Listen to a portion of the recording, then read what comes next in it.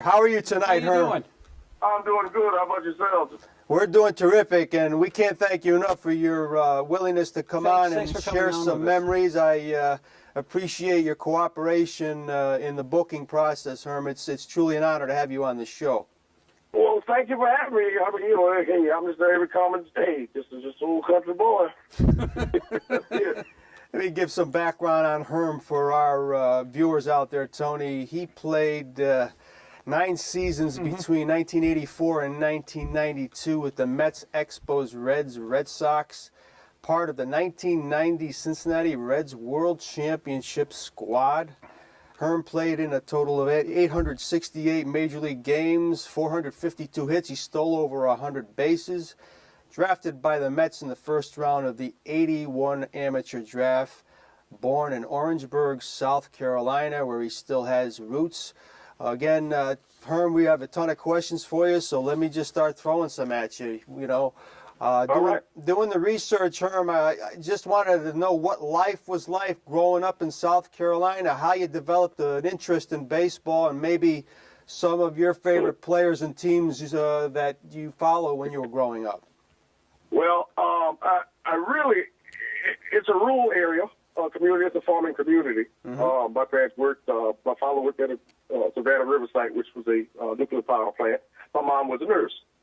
And my mom was the athlete, and she got me interested in sports because she played basketball way back when women's basketball were half court. And she would come out and throw with me or whatever. And when I was about 6, for the summer, she just decided to sign us up for the community, the city league baseball. And the rest is history. And just love the game from that point on.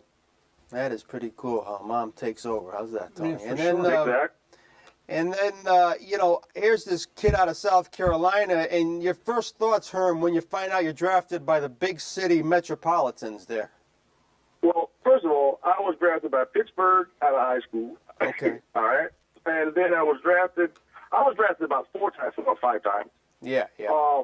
But I promised my parents at least I would finish at least 2 years of school. Okay. Or some kind of education. And being drafted out of high school kind of got people looking at you because coming from a rural area, you just didn't get, even though you played a lot of places, you just didn't get a lot of offers back then. Right. Just had to be in the right place at the right time. And a gentleman saw me play, and this guy by the name of Joe Willingham.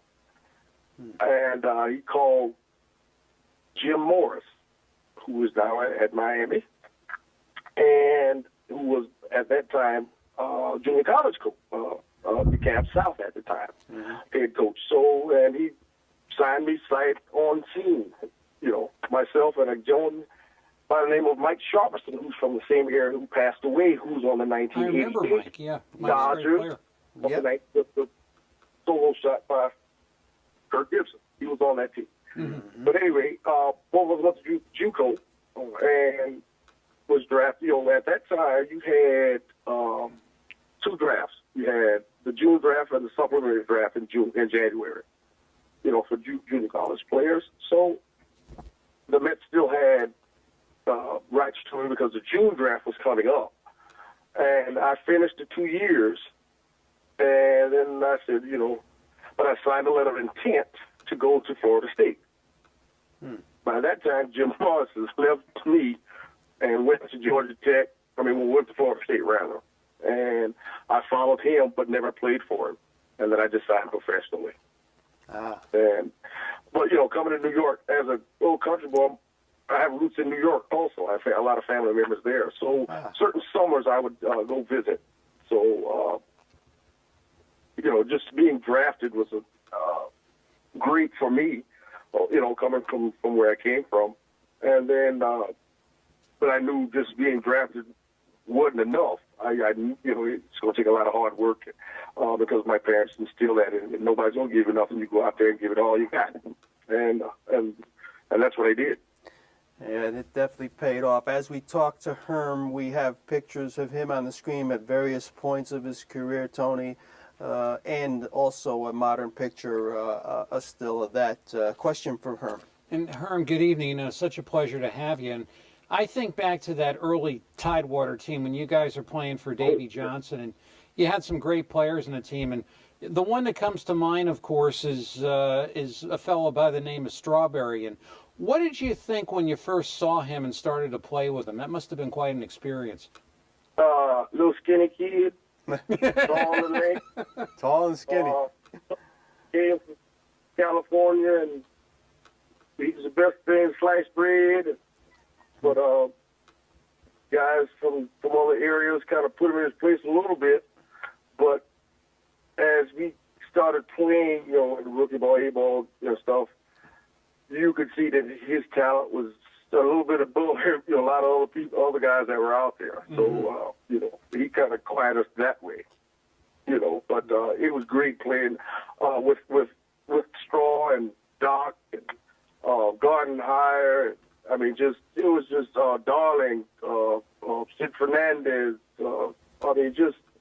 Basically the 80s, Kevin Mitchell, that 86 team that won it in New York. Basically, a lot of those guys were my AAA team. Right. we're all our AAA team.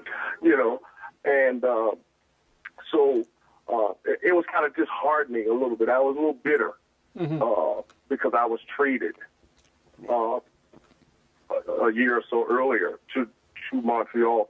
4-for-1, Gary Carter, that trade with Gary Carter, and they ended up winning it. And I go, wow, that was my team. I was bitter for a little bit, but hey, it just wasn't meant to be. I understood that. But, man, I wish I was on there. Just got a little envy there. But I eventually got one. So Yeah.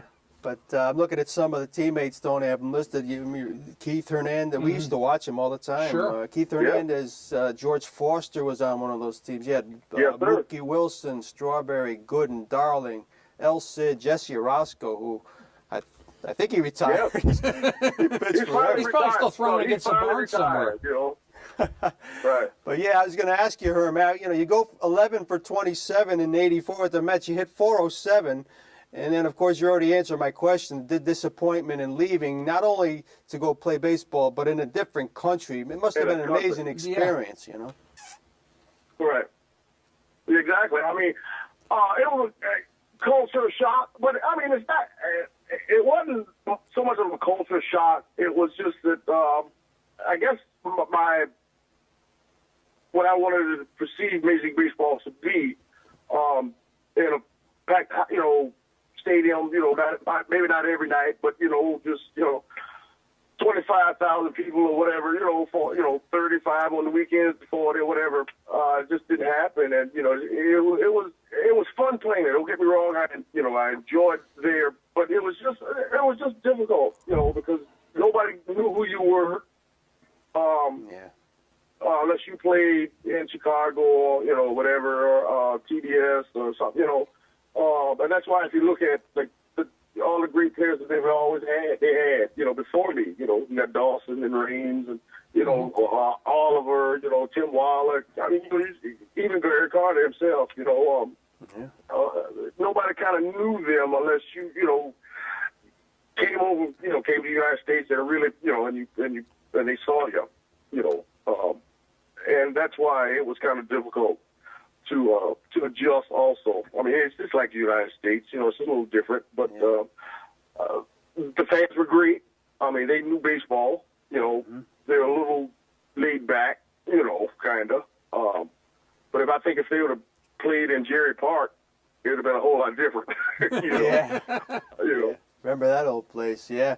Oh, yeah. But you did make your mark there. I mean, Herm, you stole a combined 50 bases in '85 and '87 under Buck Rogers. I was wondering, back in those days, was that one of those things, and Tony and I talked right before the show, we remember Lindsey Nelson, guys saying that Herm Winningham had a world of speed. That's what he used to say.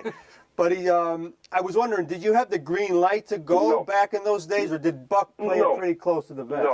No. Buck, took the green, it was controlled running. Kind of.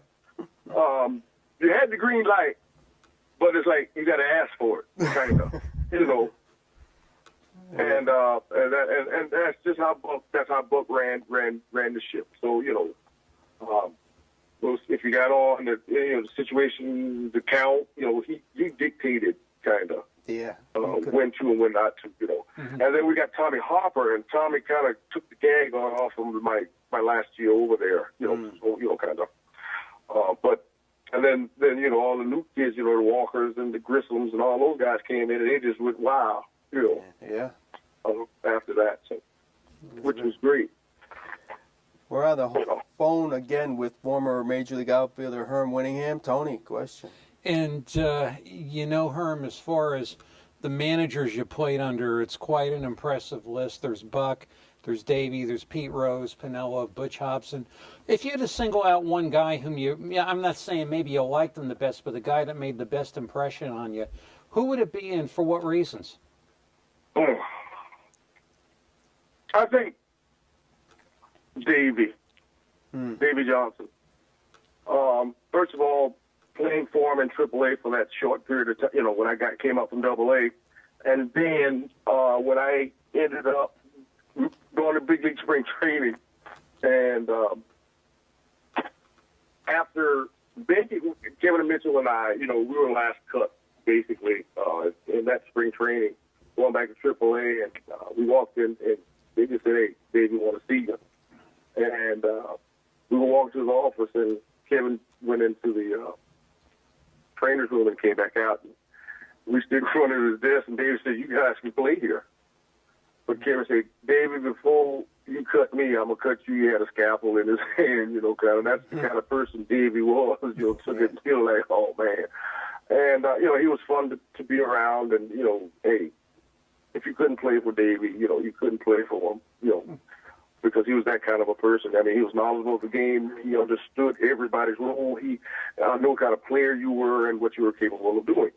And as a young man, your first managers, I just happened to play for him for half a season in AAA before he got the managerial job in the big league. So that was a plus for me. So Davey made it easy for me to get to the fit into that his organization, his team. Yeah.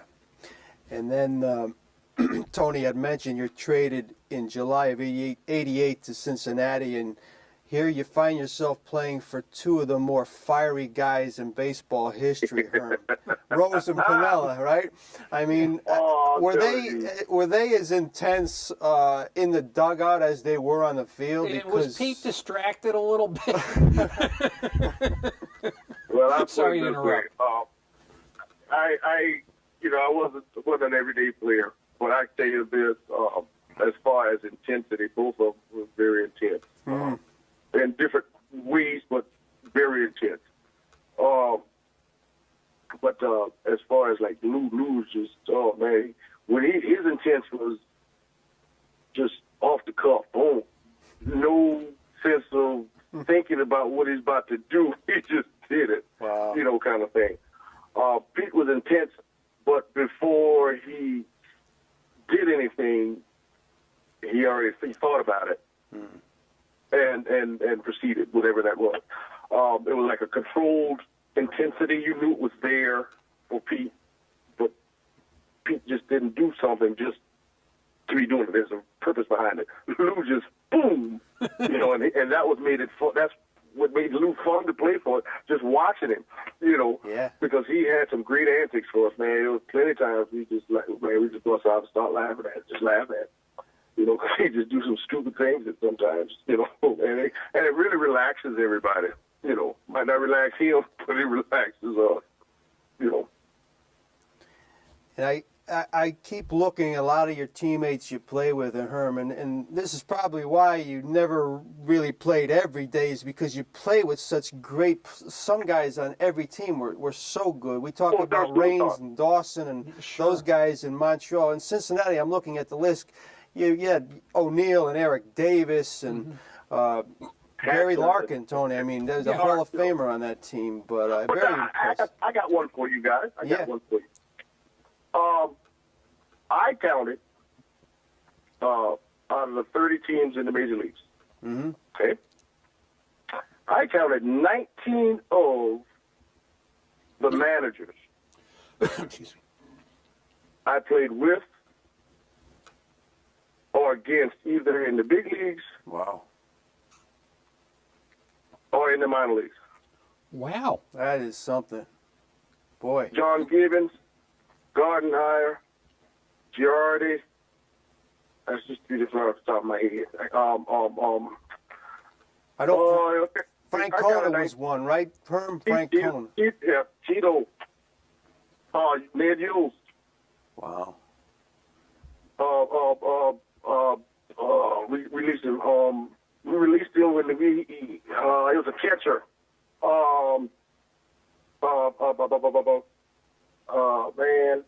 Not dead. Eric Wedge. Is Wedge still manager? Well, but if it's not, that's fine. He's I a mean, champ. like I said, there was about 19 of them. Yeah. You know. Oh, it's easy. I mean, yeah, I'm just looking at it. I circled a bunch of just off the cuff some of the more, and then there's Hall of Famers in that group, and it's really impressive. And of course, Right. Billy Bean. Forgot about Billy Bean, general manager, Oakland A's. Yeah, that was right. another one that was on that Down Strawberry, Terry Blocker, Billy Bean. Yeah. Wow. That's something, huh? And of course, Tony and I were talking about the 1990 World Series. You actually batted .364 during that postseason, series. Herm. You were 4 for 13 in the postseason. But the highlight, of course, was going 2 for 3 in that final game of the Fall Classic, and you scored the winning run. World Series ring, Herm, is something that never can be taken away, and I'm sure it must continue to be incredibly special to you. And enjoy It is. It really is. But I'm gonna add something to you to that.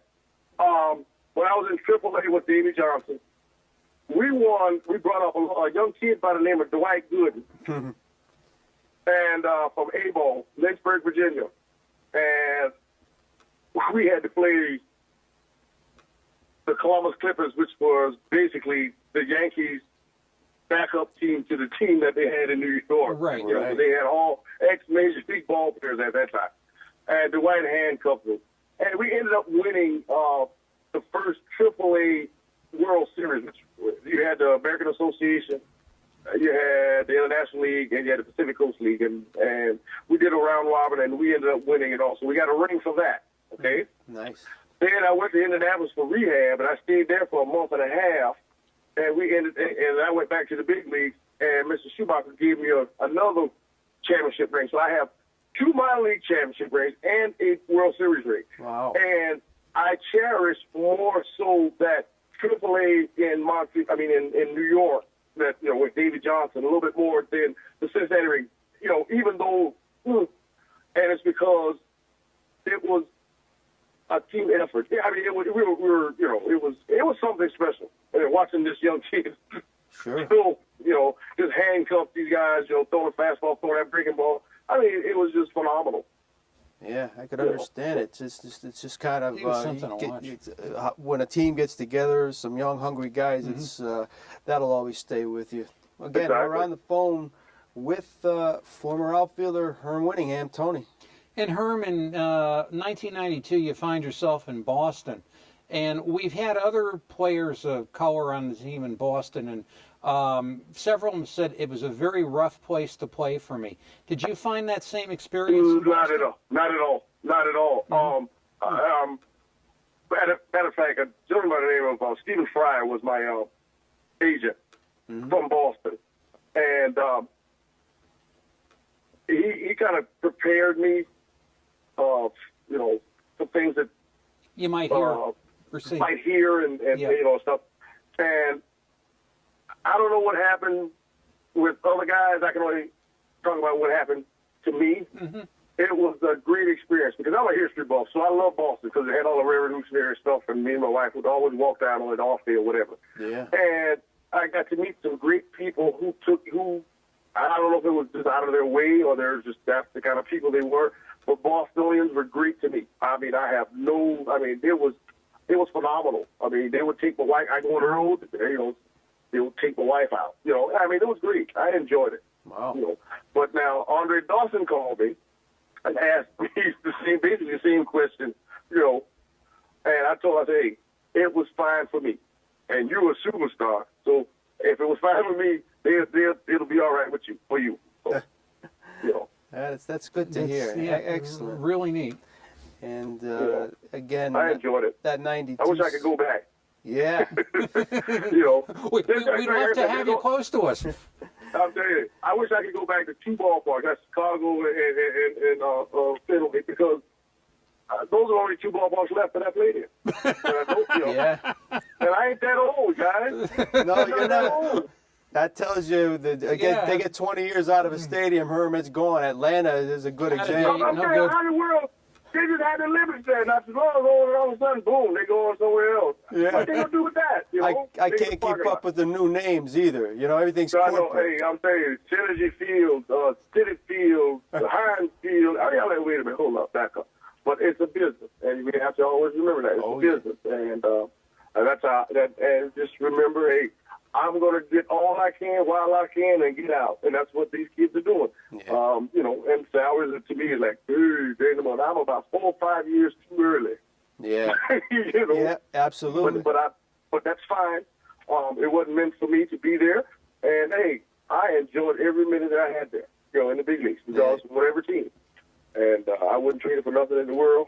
And so, like right now, hey, I'm retired, and I coach little league teams and high school teams, and having a ball. That sounds like a guy that really enjoyed the experience. I mean, when you think about it, you look back, Herm, you got to say, look, World Series ring. He talked about the minor league rings, Tony. He played with Hall of Famers. I mean, this is... played in the great cities. And then we've had guys on this show that only had a cup of coffee that played 2 or 3 years that even missed out on the pension, Herm. Some is bad, but some of the Hall of Famers, we mentioned Boggs and Larkin and Dawson. And and the thing is, you like you said, it was a blessing to play with people like of that caliber. And it was also a blessing just to play, because my goal at 6 and 7 years old was to get in the big leagues. You asked me a question, who was my favorite player or team or something. Remember, I'm in the South. I'm in South Carolina. The closest team we had was Atlanta Braves. Wow. Okay?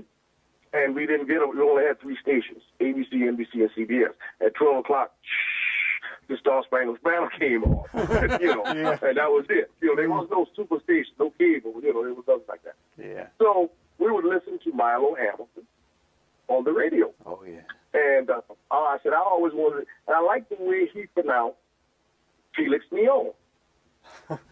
Okay? And that was a team that Hank and Dusty and all those guys were on that team. Darrell Evans. Yep. Oh, yes. I grew up with, listening to them. But my favorite player, I didn't have one growing up. Okay? Mm-hmm. I wanted to be like Omar Moreno. Yeah. Okay, for Pittsburgh Pirates. Okay? Because he could run, and he was a center fielder, and he was just fleet of foot, that we are family kind of thing. Oh, yeah.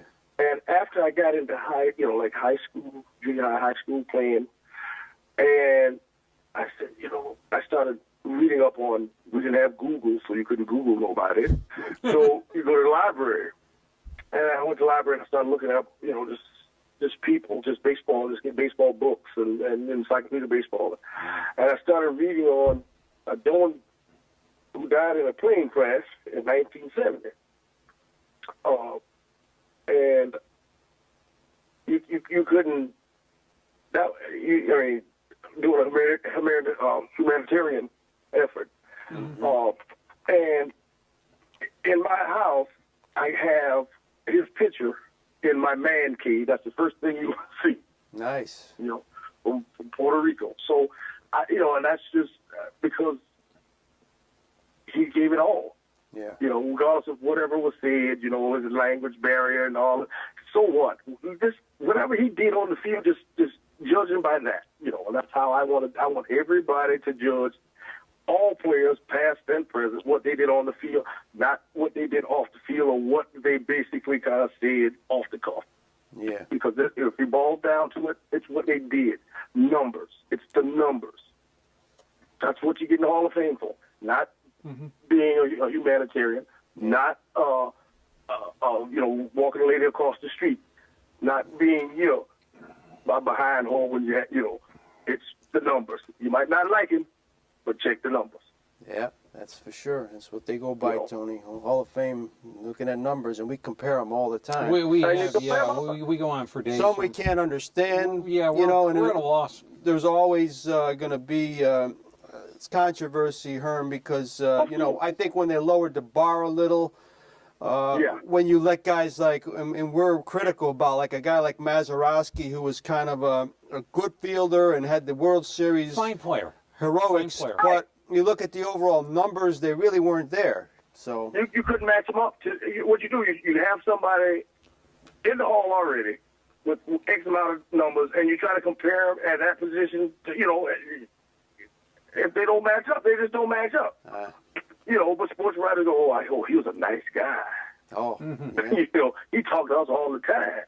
Yeah. Then you got guys that, like Lefty, he didn't talk to the press. Took him a long time for him to get there. Yeah. Very You know, true. I mean, even though his numbers were, they were, but he could have been in a little earlier. Andre Dawson, hey, he should have been in it a long time ago. But no, for whatever reason, maybe playing in Canada, I don't know. Yeah. Yeah, there's all kinds But of... you just compare numbers to numbers. There's an outfielder that was in there before him that Andre got better numbers. You know. Yeah. That kind of thing. But hey, and it's going to always be controversy, and that's what makes baseball so fun is because you're going to talk about it at the bar. You know, fans are going to be mad at you. You know, and it's going to be that way. Yeah. And instant replay to me is taking something out of the game, taking the human element. So hey, if he makes a bad call, he makes a bad call. Hey, it's part of the game. He's human. Yeah, we always talk about it, Herm. 162 games. It's a long soap season. opera, and things are going to even out, right? Yeah, exactly. Yeah, and if it doesn't, hey, it just wasn't your time. That's how I look at it. The way you got to look at it. Some are your good days. Some aren't. You're not going to get Exactly. the calls. I mean, it's not a sprint. It's a marathon. Yeah. It's a marathon. All right. Hey, you got to stay healthy, and you got to win at least. Our series, try to tie the series or win every series if you can. Yeah. You know, hey, if you win the majority of your series, or bring out either if you play a 4-game series, hey, you in there. You're playing in Hey, October. just remember, you had to be the tops in your division. We didn't have no wild cards. That's right. Yeah, it was the race for the top spot. That's so true. Again, we got just a couple more minutes with Herm Winningham. Tony, fire away. And Herm, I'm sure you sit back every once in a while and wonder, this turn, this zag, this hit, this manager, this team, this game.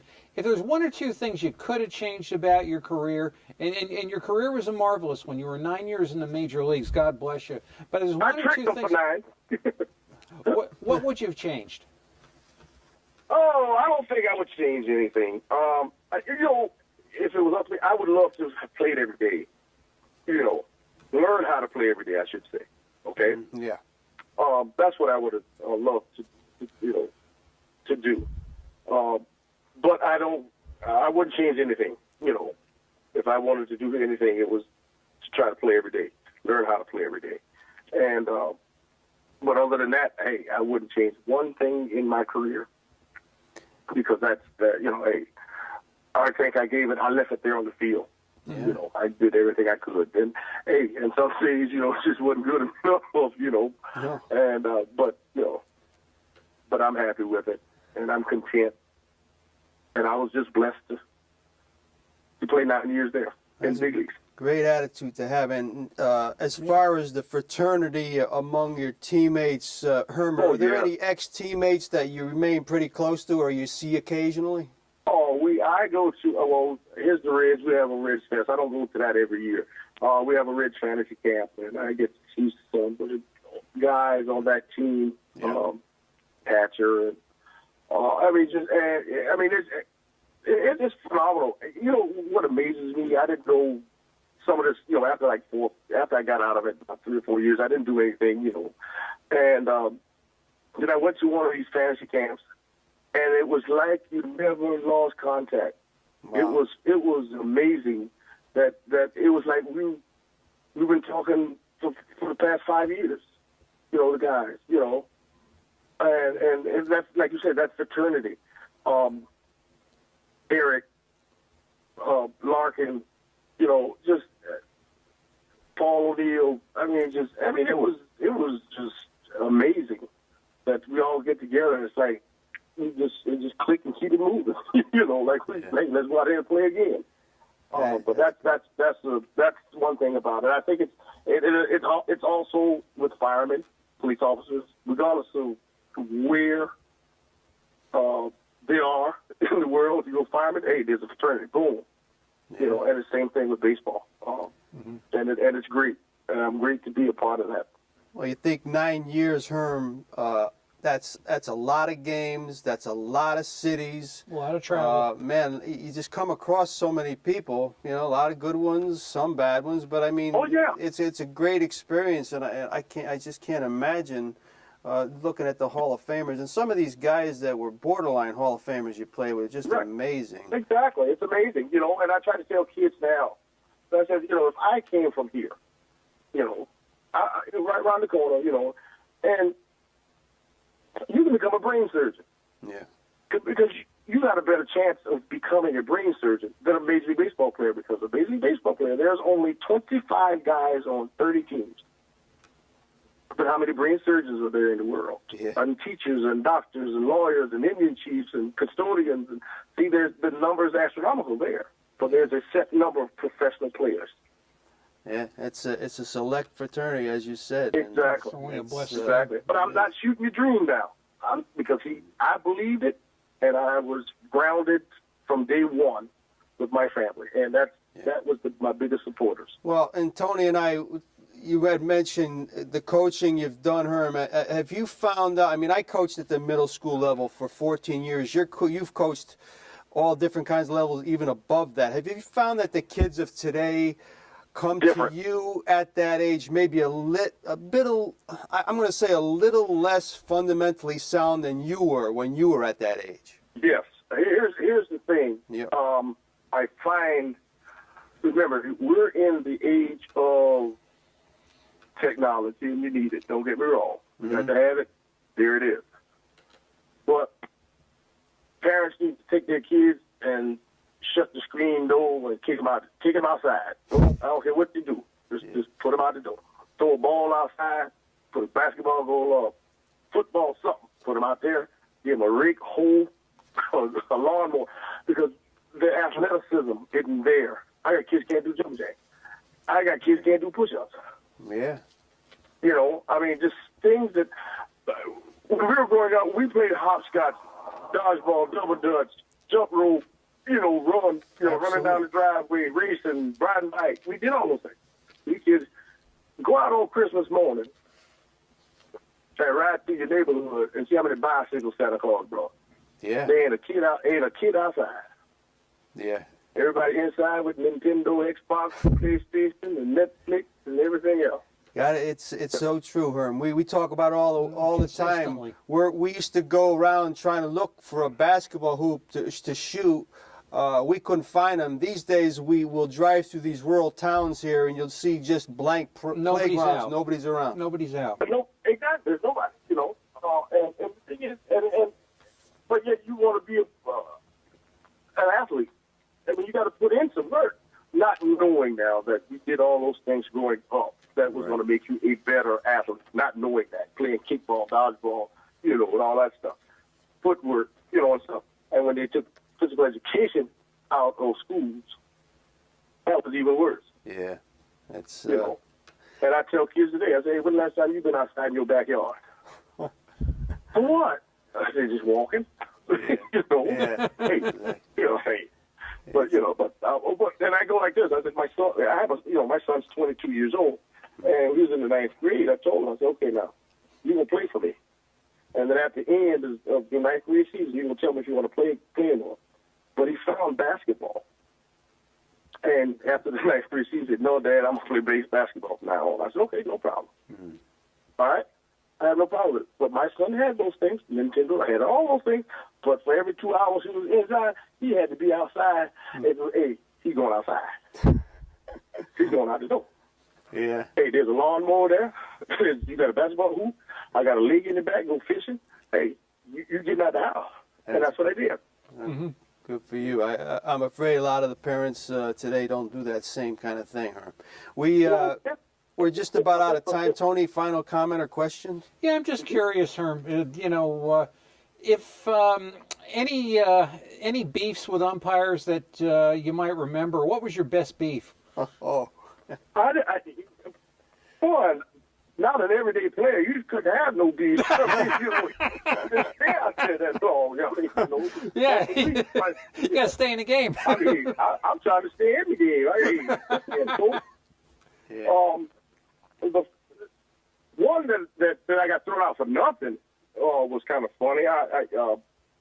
Tim Ray was on first, and in Montreal, you had, it was just no going down in the dugout. It was just one flat level onto the field, and I had, whoever was pitching, I picked up his move, and it was like a choke. When I gave him the choke sign, Yeah. he was, that was, he can go. So he looked at me, and I threw, I gave him the choke sign, and he got set. And then the pitcher threw over to first to get Tim Raines, and Joe West was looking at the plate, but he was like he was looking at me now, and Tim looks at me again, and I totally choked, and Joe West threw me out thinking I was talking to him about, hey, you choked, you missed the call. Or you did. I said, Joe, that's my teammate. Why I say you choked? You called him safe. But I got thrown out of the game, didn't even get in the game. Didn't even do anything. But no, I didn't have any beefs. But now in the minor leagues, I had a few, as far as, not as a player, but as a coach. Yeah. But other than that, that's it. Well, listen, Herm. You've been a treat, Herm. You've Thanks. been very, very, very generous with your time, and you've become a good friend of our show, and you're always welcome to come back here. And we can't thank you enough for giving us some time this evening. It's truly been a pleasure sharing some memories. It's great stuff, and we thank you, my friend. Thank you, Herm. Well, thank you for having me, guys. Anytime, just drop me a line. Well, I'll do that, and I'll send you a copy of the show when we get it next week. And we appreciate everything you've done up to now, and we'll stay in touch. Thanks so much. All Herm. right. You know how to get in touch with me. I do. All right. You take care, All sir. righty. Good night. Good night. Thanks, guys. All right. right. Have a good night. You All too. right.